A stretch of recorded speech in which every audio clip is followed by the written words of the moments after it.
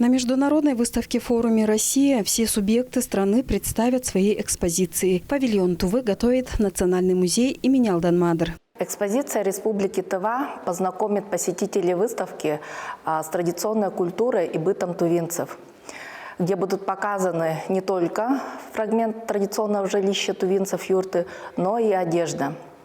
Будут представлены традиционная национальная одежда, костюмы шаманов, а также исторические костюмы – это комплекты костюмов скифских царя и царицы.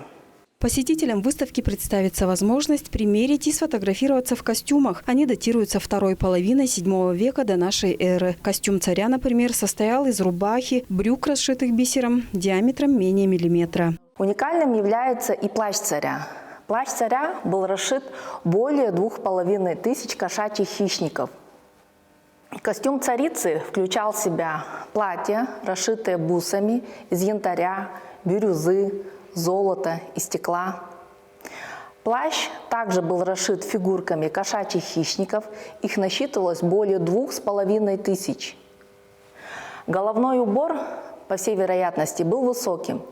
Он был украшен фигурками лошадей и шпильками, навершие которых украшали, опять же, скифские олени, стоящие на цыпочках. Богатые одеяния были воссозданы по заказу музея. Общий вес золотых изделий, обнаруженных при раскопках кургана Аржан-2, составил более 20 килограмм. Только золотые украшения костюма царицы весят более 6, а царя – более 8 килограмм. Всей семьей можно облачиться и в повседневную одежду тувинцев. Для взыскательной московской аудитории подготовили также костюм и атрибутику шамана. Наталья Маспакол, Буян Оюн, Айдана Сенденма, Тува 24.